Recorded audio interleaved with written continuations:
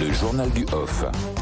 Coulisses de campagne avec Romain Cluzel. Bonjour Romain. Bonjour Charles. À 10 jours du premier tour, une candidate a le vent en poupe, Marine Le Pen. Oui, la dynamique se confirme pour la candidate du RN. Selon un sondage Elab pour BFM TV publié hier, Marine Le Pen récolterait 47,5% des intentions de vote au second tour face à Emmanuel Macron. Elle se trouve donc dans la marge d'erreur, et ce qui veut dire en mesure peut-être de l'emporter, de quoi décupler les espoirs dans son camp.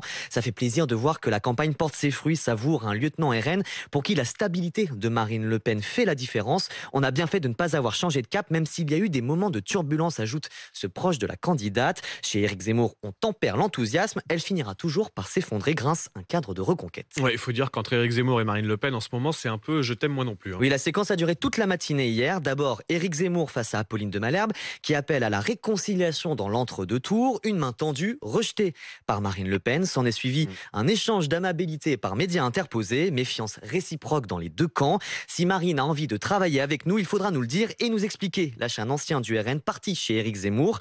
Un très proche de Marine Le Pen réplique. Faire ami-ami après s'être fait cracher dessus. Il y a quand même une période purgatoire.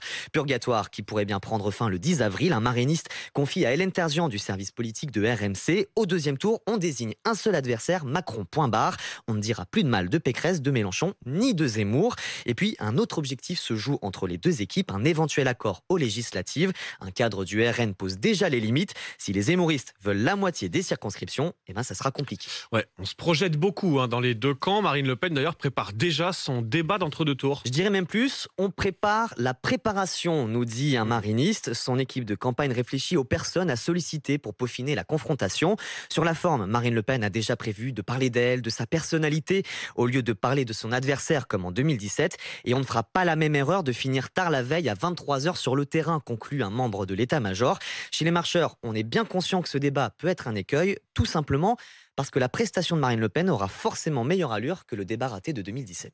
Et pendant ce temps-là, Emmanuel Macron va parler écologie chez le père Fouras. Oui, au risque de vous décevoir, le président ne sera pas au Fort Boyard aujourd'hui, mais en face, sur le continent, dans la ville de Fouras, notamment pour évoquer une décharge menacée par la montée des eaux qui va être dépolluée d'ici l'été. L'occasion de défendre un bilan sur l'écologie plus que contesté par ses concurrents à gauche. Moins 12% des gaz à effet de serre, fin du plastique à usage unique. On ne peut pas dire que rien n'a été fait, bien au contraire, clame un membre de l'équipe de campagne.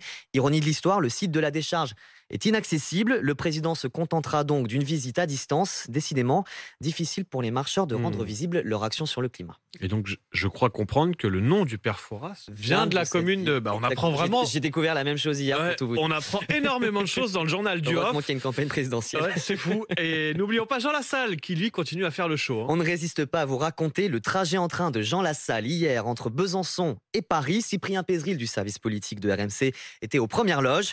Arrivé en gare de Dijon, Jean Lassalle a littéralement chanté les louanges de la moutarde.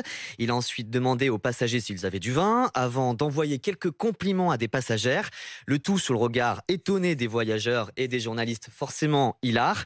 Pour autant, le candidat de Résistons n'a pas oublié qu'il était en campagne. Une jeune femme a lu son programme dans le train. Ils ont discuté et elle a décidé de voter pour lui.